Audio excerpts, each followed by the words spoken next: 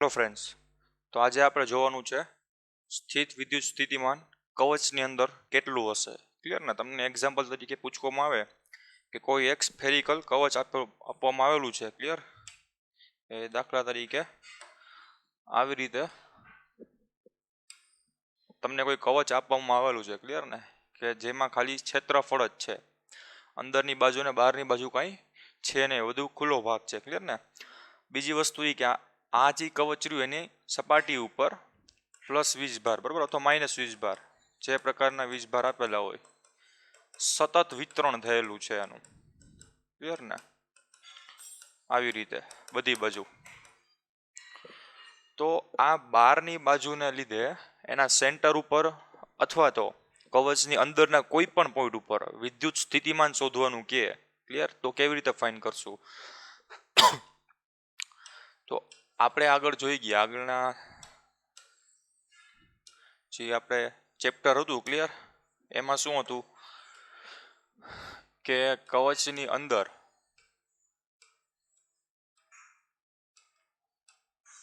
Electric field કેટલું હોય? તો કે 0. ક્લિયર ને? ઇલેક્ટ્રિક ફિલ્ડ કેટલું હોય? 0. ક્લિયર? તો આની બે રીત છે સમજવાની. ક્લિયર ને? એક મેથેમેટિકલી અને બીજી રહી એક પ્રેક્ટિકલી. એક તો બે પહેલા મેથેમેટિકલી રીત સમજેલી કે શું કહેવા માંગે છે. કવચની અંદર ઇલેક્ટ્રિક ફિલ્ડ દરેક પોઈન્ટ ઉપર 0 હોય. ક્લિયર ને? તો પોટેન્શિયલ રહ્યું અથવા તો આ જે સ્થિત વિદ્યુત સ્થિતિમાનનું મૂલ્ય રહ્યું, બરોબર, એ કોના ઉપર આધાર રાખતું હતું? કે કેટલું વર્ક થાય. ક્લિયર ને? કે કોઈ બિંદુને, દાખલા તરીકે હવે આ જે તમારી પાસે આપેલું છે, બરોબર, આ સેલ આપેલો હતો કવચ. ક્લિયર? હવે અહીંયા બિંદુ ક્યુ અથવા તો એકમ ધન વીજભાર હતો, એને આપણે પોટેન્શિયલ કીધું હતું, બરોબર ને? તો ક્યુની વેલ્યુ કેટલી હોવી જોઈએ? એકમ. ક્લિયર? તો આવા કોઈ વીજભારને આની અંદર સુધી પહોંચાડવા કેટલું કાર્ય કરવું પડે એ આપણે શોધવાનું છે. ક્લિયર ને?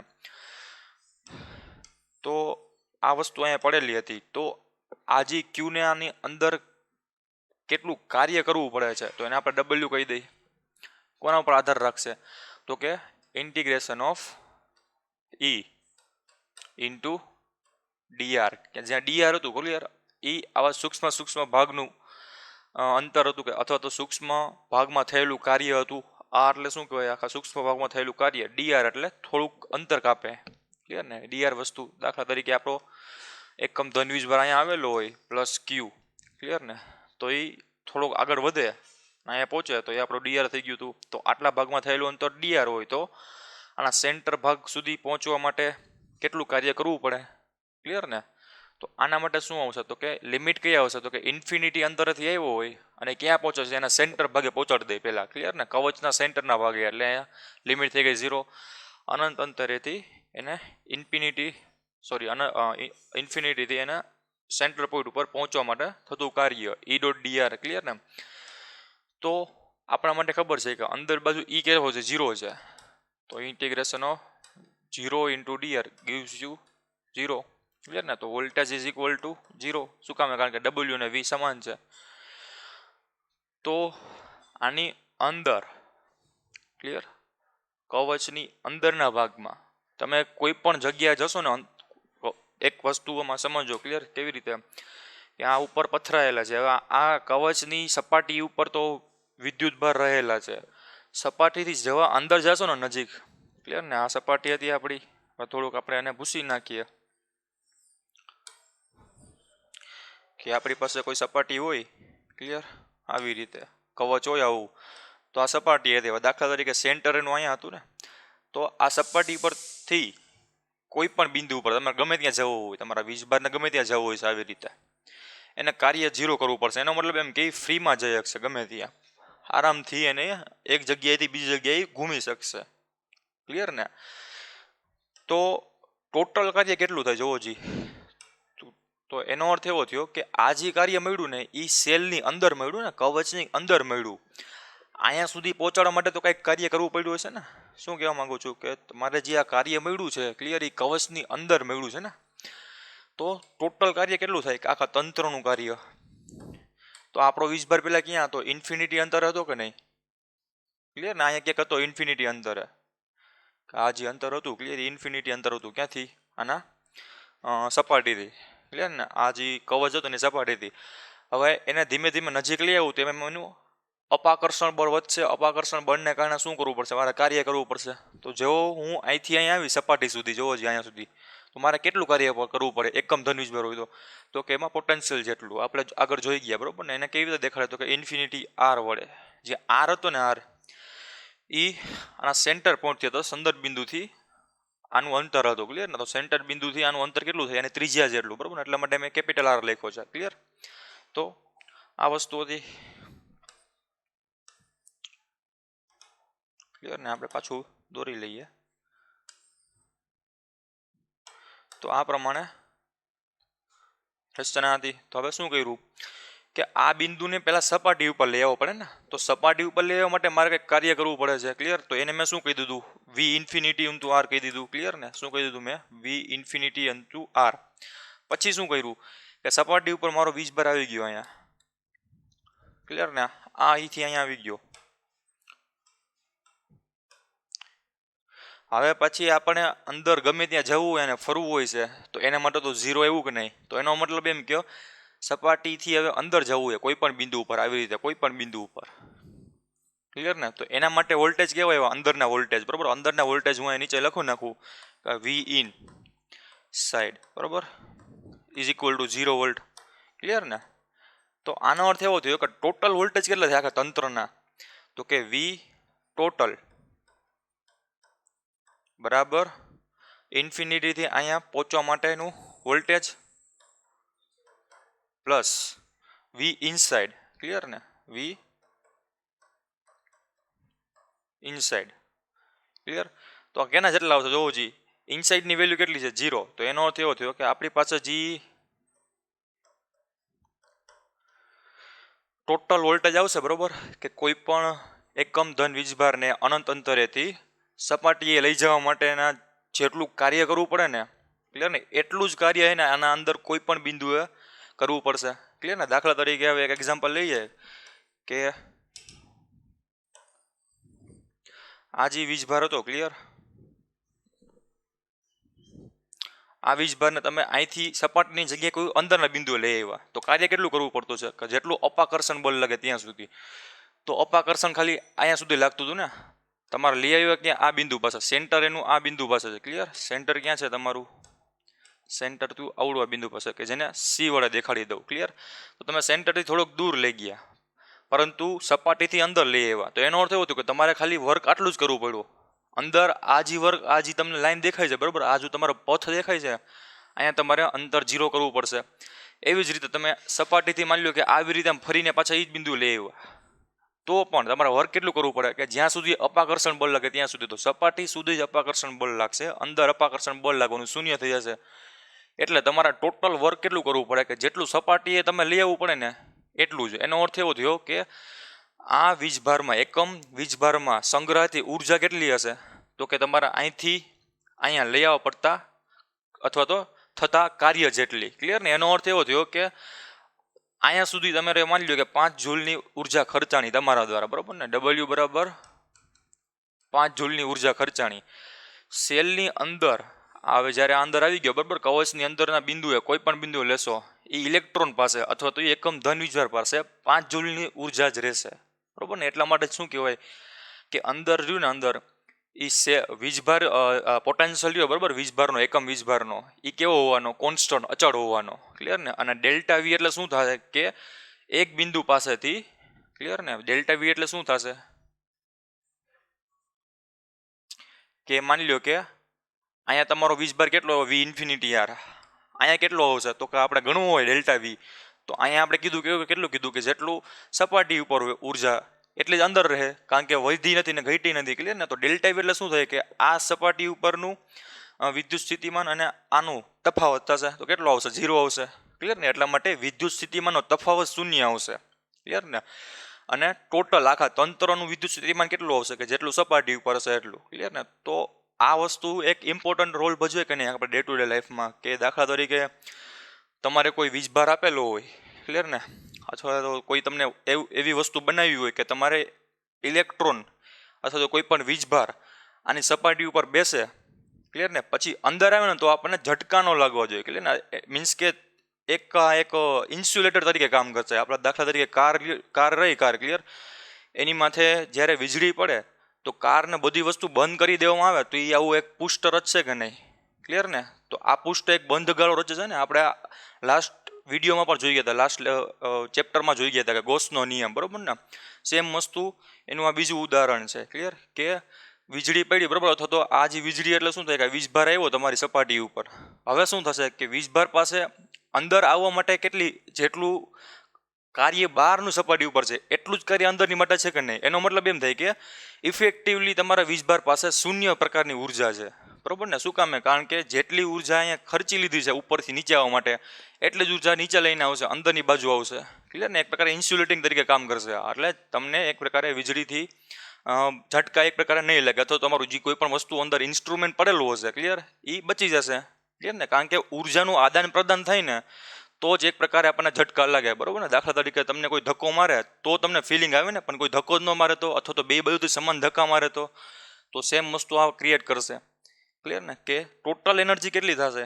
તો કે એની પાસે ઇન્ફિનિટી અંતરથી આવ્યો ને એટલી એનર્જીનો તફાવત કેટલો થશે? તો કે 0, બરાબર. તો આપણે શું જોયું આગળ કે ઉર્જાનો તફાવત આપણા માટે મહત્વનો છે, જે તે બિંદુ પર ઉર્જા નહીં. ક્લિયર ને? એટલે આ આપણું એક એક્ઝામ્પલ હતું કે કવચની અંદર સ્થિત વિદ્યુત સ્થિતિમાન હોય તો એ આના વડે દેખાડે કે જેટલું કાર્ય સપાટી ઉપર થયેલું હોય એટલું જ કાર્ય એની અંદર અચળ જોવા મળે. ક્લિયર ને? હવે આપણે જોવાનું છે કે સમસ્થિતિમાન પૃષ્ઠો વિશે, બરોબર?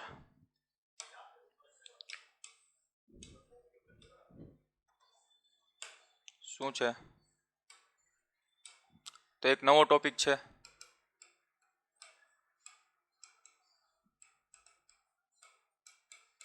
સમસ્થિતિમાન પૃષ્ઠો. ક્લિયર? તો આ શું કહેવા માંગે છે કે હવે આપણે એક એવા રિજનમાં વયા ગયા, એક એવા અલગ રિજનમાં જોયા ગયા, ક્લિયર ને, કે જ્યાં દરેક બિંદુએ વિદ્યુત સ્થિતિમાનનો તફાવત કેવો હતો? અચળ હતો. ક્લિયર ને? અથવા તો 0 હતો. બે પોસિબિલિટી છે તમારી પાસે. કેવો હોવો જોઈએ? કે 0 હોવો જોઈએ, કે અચળ હોવો જોઈએ. ક્લિયર ને? એનો અર્થ એવો થયો કે માની લો કે તમારા વીજભારને, આપણે આ વીજભારની જ વાત કરીએ છીએ, ક્લિયર ને, વીજભારને એક બિંદુએથી બીજા બિંદુએ ખસેડવો હોય તો એના માટે વર્ક તમારે 0 કરવું પડે. એને કહેવાય સમસ્થાનિક પૃષ્ઠો, બરાબર? સમસ્થિતિમાન પૃષ્ઠો, બરાબર? ઇક્વિપોટેન્શિયલ. ક્લિયર ને? શું કહેવાય એને? Equipotential region.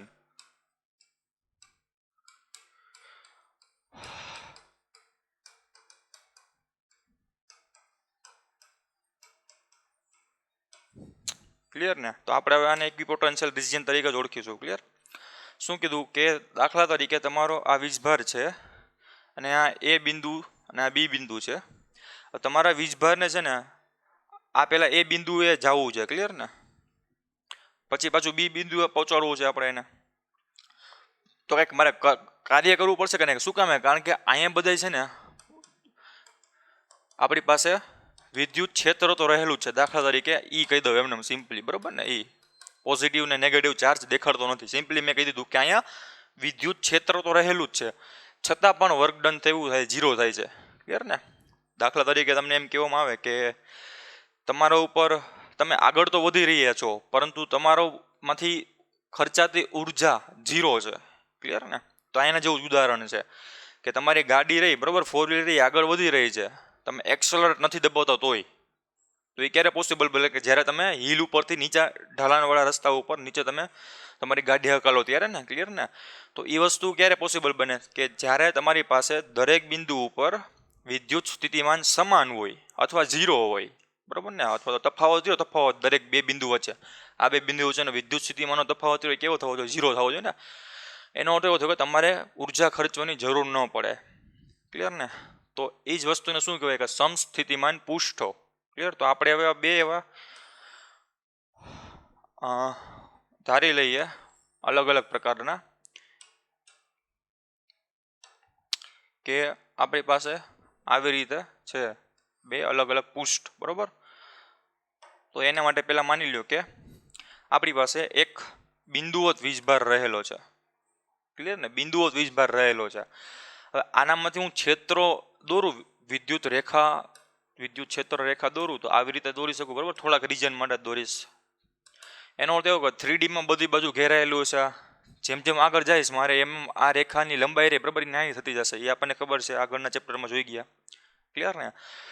તો હવે શું થાય કે આપણને ખબર છે કે જેમ જેમ અંતર વધે એમ વિદ્યુત ક્ષેત્ર ઘટે છે. એવી જ રીતે જેમ જેમ અંતર વધે એમ વિદ્યુત સ્થિતિમાન પણ ઘટે છે, પોટેન્શિયલ પણ ઘટે છે ને. તો હવે વિદ્યુત ક્ષેત્ર રહ્યું, ક્ષેત્ર ક્લિયર, એ આ વસ્તુ દેખાડશે કે નહીં? આ લાઈન દેખાડશે. તો મારે એવી જ રીતે વિદ્યુત સ્થિતિમાનને દેખાડવું હોય તો ક્લિયર ને, વિદ્યુત સ્થિતિમાનને દેખાડવું તો મારે શું કરવું પડે?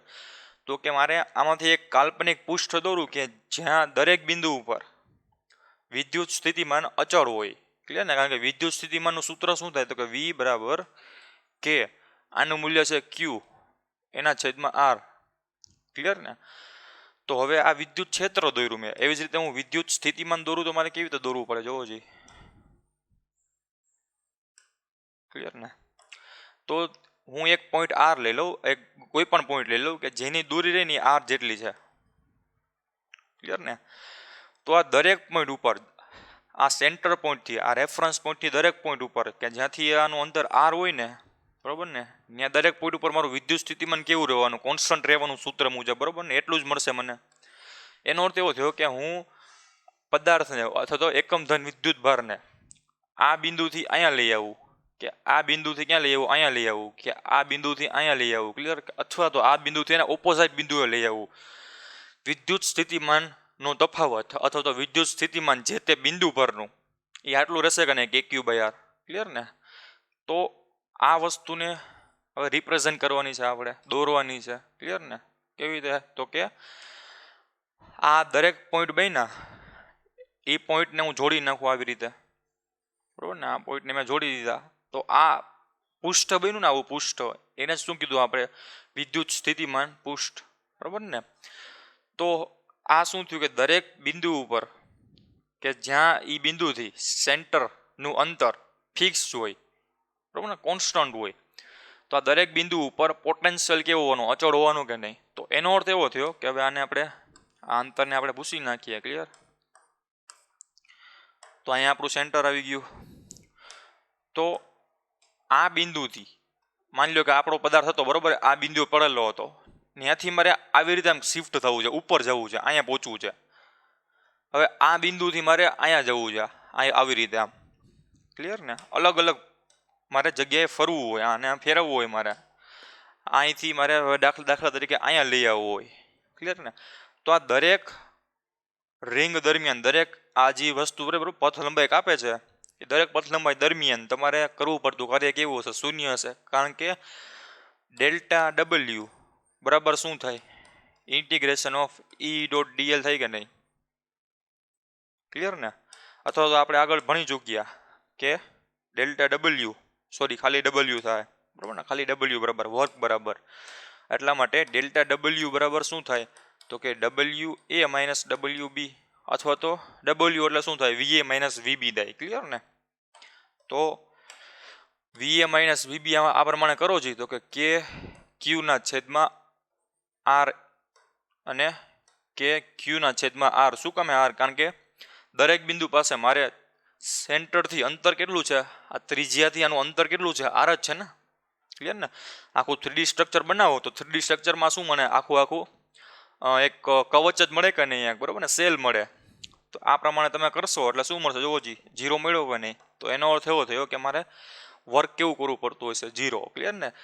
તો આ ડેલ્ટા W શું દેખાડે? કે અહીંથી આ બિંદુ ઉપર, અહીંથી આ બિંદુ ઉપર, કે કોઈ પણ બે બિંદુ ઉપર મારે વર્ક કેટલું કરવું પડશે એનું મૂલ્ય દેખાડે. તો ડેલ્ટા W 0 મળ્યું. એનો અર્થ એવો થયો કે દરેક પોઈન્ટ ઉપર આ સેલ રહ્યું, સેલ, બરોબર, આ સેલ રહ્યું, એના દરેક પોઈન્ટ ઉપર વિદ્યુત સ્થિતિમાનનું મૂલ્ય કેવું હોવાનું? કોન્સ્ટન્ટ હોવાનું. ક્લિયર ને? અહીંયા તમે જોશો આ બિંદુ પાસે, તો આ બિંદુ પાસે કેટલું હોવાનું? KQ/R. આ બિંદુ પાસે જોશો તો એટલું જોવાનું KQ/R. કોઈ પણ બિંદુ પાસે લેશો KQ/R જ હોવાનું છે. ક્લિયર ને? તો અહીંથી અહીંયા મારે મફતમાં 0 અંતરે, બરાબર ને, હું પહોંચી જઈશ ડેલ્ટા W બરાબર 0. કોઈ પણ બે બિંદુ વચ્ચેનો તફાવત મારો 0 થઈ જાય. આવા જ પૃષ્ઠને શું કહેવાય? સમ સ્થિતિમાન પૃષ્ઠ, કે જ્યાં દરેક બિંદુ ઉપર સમાન સ્થિતિમાન હોય, બરાબર ને? નામથી જ ખબર પડી ગઈ કે નહીં, કે દરેક પોઈન્ટ ઉપર શું હોવાનું? તમારું પોટેન્શિયલનું મૂલ્ય સમાન હોવાનું. ક્લિયર ને? સમ એટલે સમાન, સ્થિતિમાન એટલે વોલ્ટેજ, પોટેન્શિયલ, બરાબર ને? એટલે ઇક્વી પોટેન્શિયલ ઇક્વલ પોટેન્શિયલ. ક્લિયર ને? ઇક્વલ પોટેન્શિયલ રિજિયન કોના માટે? કોઈ એક પર્ટિક્યુલર આર માટે. હવે તમે આર બદલાવશો તો શું થશે? જુઓ જી, તો તમે આર બદલાવશો તો હવે પેલા એક આર માટે આપણે આવું ધાર્યું હતું કે નહીં, કે આવું પૃષ્ઠ બને છે. હવે થોડીક ત્રિજ્યા તમે વધારી, બરાબર ને? શું કર્યું કે અમારે સેન્ટરથી તમારું અંતર વધારશો, તો દાખલા તરીકે તમારે આવડું અંતર લેવું છે. ક્લિયર ને? તો જુઓ જી, કે ક્યુ બાય આર અહીં આપણે લખી નાખીએ કે વી ઇઝ ઇક્વલ ટુ કે ક્યુના છેદમાં આર. ક્લિયર ને?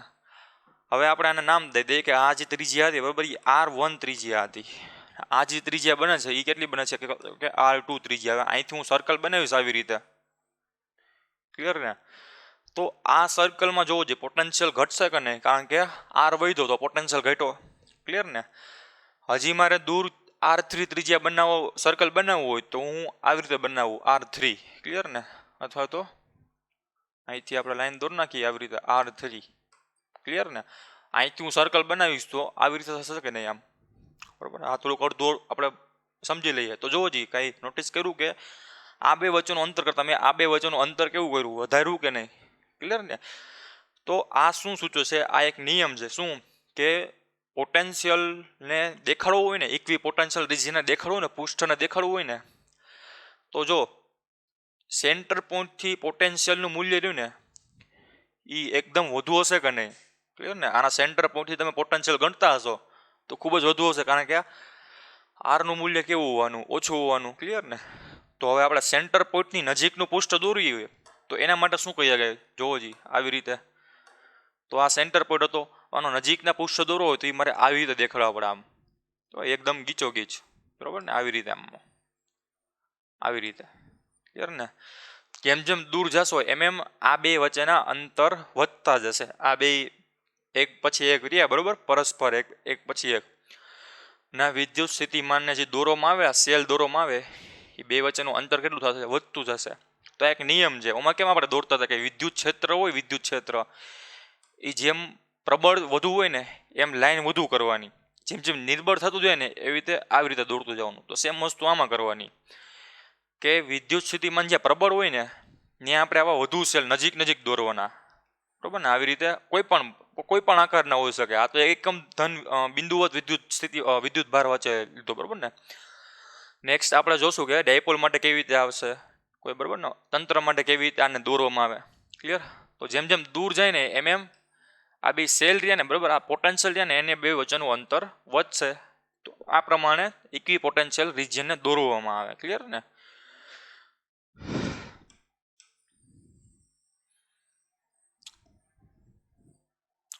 તો આ આપણું હતું ઇક્વી પોટેન્શિયલ રિજિયન, કે જ્યાં દરેક બિંદુ ઉપર વિદ્યુત સ્થિતિમાન અચળ રહેતું હોય, બરાબર ને? બદલાતું ન હોય.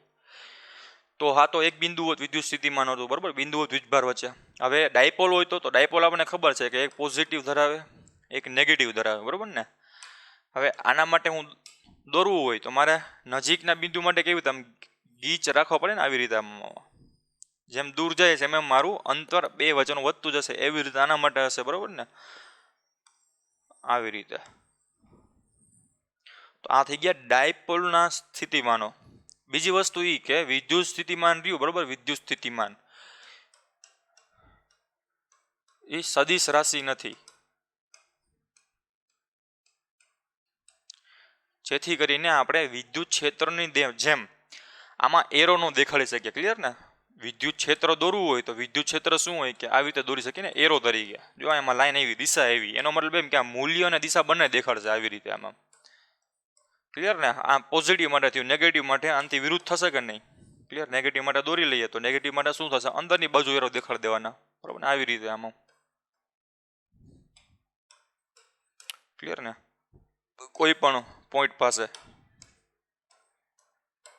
આમ, તો આ દિશા દેખાડશે અને મૂલ્ય દેખાડશે. આમાં ખાલી મૂલ્ય જ દેખાડે છે. એટલા માટે આપણે આવી ચોઈસ કરી દોરવાની, ક્લિયર ને. આપણે આવું એક પ્રકારે રજૂઆત કરી આવી રીતે કે આ બેસ્ટ ફિટ રહેશે કોના માટે, ઇક્વી પોટેન્શિયલ માટે, પોટેન્શિયલના દેખાડો હોય તો. એટલા માટે તમે પ્લસ દોરો કે માઇનસ દોરો, પોટેન્શિયલ રહ્યું ને પોટેન્શિયલ એ હંમેશા એક સમાન જ આવશે, બરાબર ને. દાખલા તરીકે તમારી પાસે બે સમાન ડાયપોલ હોય, ડાયપોલ બરાબર ને, એમાં વીજભાર તો સમાન જ હોય ને. અસમાન હોય તો બદલાશે ક્યાં કે આની ગીચતા બદલાશે. દાખલા તરીકે આપણે એક્ઝામ્પલ લઈ લે કે એક 5 કુલમ છે અને એક 10 કુલમ છે, બરાબર ને, પ્લસ બે અલગ અલગ ખૂબ દૂર રાખેલા છે. પરંતુ આપણે ખાલી જોવાનું શું છે કે 5 કુલમ માટે આને કેવી રીતે દોરી શકે. તો 5 કુલમ માટે દાખલા તરીકે તમે આવું દોરતા હોય આમ, ક્લિયર ને, આવી રીતે આમ જેમ દૂર જાઓ એમ બે વચ્ચેનું અંતર વધતું જશે. તો 10 કુલમ માટે છે ને તમારે આવી રીતે દોરવું પડે આમ, એને નજીક કરીને બરાબર ખૂબ જ આ 10 કુલમ માટે આને આપણે થોડુંક દૂર દોરી લઈએ, ક્લિયર ને. આને આપણે દૂર દોરી નાખીએ તો તમને આવી રીતે જોવા મળશે, ક્લિયર ને. આમ આવી રીતે જો જેની નજીકમાં ખૂબ જ ગીચતા ધરાવતા સમસ્થિતિમાન પૃષ્ઠો છે, આની સાપેક્ષે આમાં ઓછા છે, ક્લિયર ને. તો આ પ્રમાણે દોરવામાં આવે સમસ્થિતિમાન પૃષ્ઠ, ક્લિયર ને. તો આ હતું ડાયપોલને દેખાડવા માટેનું રિપ્રેઝન્ટેશન, ક્લિયર કે ડાયપોલને સમસ્થિતિમાન પૃષ્ઠોને આવી રીતે દેખાડવામાં આવે. હવે આપણી પાસે દાખલા તરીકે બે સમાન વીજભાર હોય તો એને કેવી રીતે દેખાડો. તો આપણા પાસે દાખલા તરીકે એક પોઝિટિવ છે અને બીજો પોઝિટિવ છે, એટલે બે અલગ અલગ હોય તો પણ ભલે, સમાન હોય તો પણ ભલે, કોઈ પણ હોય. તો આના માટે જોવો જી આવી રીતે, આના માટે આવી રીતે, આવી રીતે, આના માટે આવી રીતે, ક્લિયર ને. જેમ જેમ દૂર જશે ને એવી રીતે આમ બે મિક્સ થઈ જાય, આવી રીતે મર્જ થઈ જાય, બરાબર ને, આવી રીતે. તો આ કોના થયા સમસ્થિતિમાન પૃષ્ઠો કે બે સમાન હોય તો, નેગેટિવ હોય તો પણ ભલે, પોઝિટિવ હોય તો પણ ભલે, બરાબર ને. બેને માટે આવી રીતે જ દેખાશે. કે શું કામ? કારણ કે જો વચ્ચે જેમ જેમ ગેપ વધુ, વચ્ચે આ એક બે બિંદુ રહ્યા, બરાબર, બે પોઝિટિવ ચાર્જ રહ્યા, પેલા અહીંયા હતા, ક્લિયર ને. તો દૂર હોય કે નજીક હોય ને એ એના ઉપર આધાર રાખશે. આ જે રિપ્રેઝેન્ટેટ દોરી છે, બરાબર, એ દૂર હોય છે કે નજીક હશે ને એના ઉપર આધાર રાખશે. માની લો કે આ નજીક હતા, બરાબર ને. દૂર હોય ત્યારે શું થશે કે એક પોઝિટિવ અહીંયા હતો, બીજો પોઝિટિવ અહીંયા હતો, ક્લિયર ને. તો એના માટે નજીકના માટે તો કાંઈ ફેર નહીં પડે, ક્લિયર ને. હું નજીકના માટે ખાલી આટલા આવી રીતે દોર નાખું.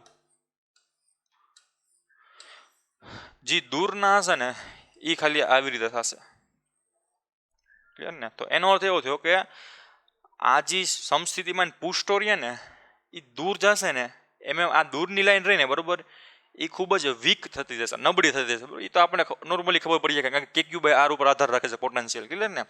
તો દૂર માટે જે આ જે લાઈન રહીને, જોવું જેમાં એક જ લાઈન મેરી આવી, આમાં જોવો છે ઘણી બધી લાઈન મળશે આવી.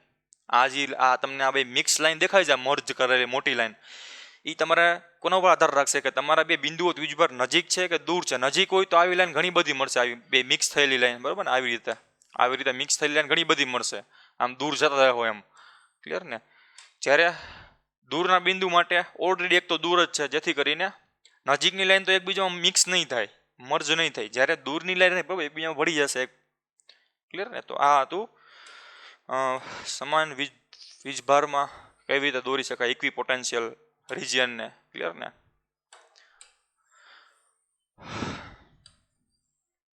હવે આપણે જોઈ લઈએ કે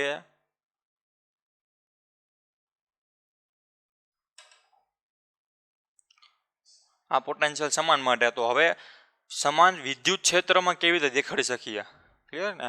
તો એકમ બિંદુ વિદ્યુત ભાર હોય, બરાબર, પોઈન્ટ ચાર્જ, એના માટે કેવું જોઈ ગયા આપણે કે એના માટે પોટેન્શિયલ ગણવું હોય તો એના માટે આવી રીતે સર્કલ દોર નાખવાનું. કારણ કે KQ બાય આર યુ, બરાબર, આ એક પ્રકારે સર્કલ સ્ફિયરનું એક સૂચના ઇક્વેશન છે, બરાબર, સૂચન આપે છે કે પ્રકારે કે સ્ફિયરમાં તમારો પોટેન્શિયલ દરેક સમાન બિંદુ ઉપર સમાન હશે, ક્લિયર ને. આનું જે ગ્રાફ દોરો 3Dમાં, 3 ડાયમેન્શનમાં આ જે ઇક્વેશનનો ગ્રાફ દોરશો એટલે તમને સ્ફિયર આપશે, કવચ આપશે, ક્લિયર ને. તો બિંદુવત વીજભાર માટે આ કવચ આપે, પરંતુ બિંદુવત ન હોય, બરાબર, બિંદુવત ક્ષેત્ર ન હોય ને આવું ક્ષેત્ર હોય તો આવી રીતે આમ, બરાબર ને, સમાન ક્ષેત્ર હોય તો સમાન બિંદુ પાસે, કારણ કે બિંદુવત વીજભાર હોય, બરાબર, આ બાજુમાં બિંદુવત વીજભાર દોર નાખીએ તો એના માટે ક્ષેત્ર આવું છે, ક્લિયર ને. તો બેમાં ફેર છે કે નહીં ઘણો બધો. કારણ કે બિંદુઓ જ વીજભારમાંથી ક્ષેત્ર સર્જાય છે, બરાબર, બહાર નીકળે છે. જ્યારે આપણે કોઈ પણ મિકેનિઝમ દ્વારા આવું ક્ષેત્ર બનાવ્યું કે જેમાં ક્ષેત્ર લાઈન રહે, બરાબર, એ આવી રીતે જાય છે આગળ. બીજી વસ્તુ એ કે આમાં શું છે કે જેમ જેમ દૂર જાય ને તેમ તેમ ક્ષેત્ર રેખા નિર્બળ બનતી જાય છે.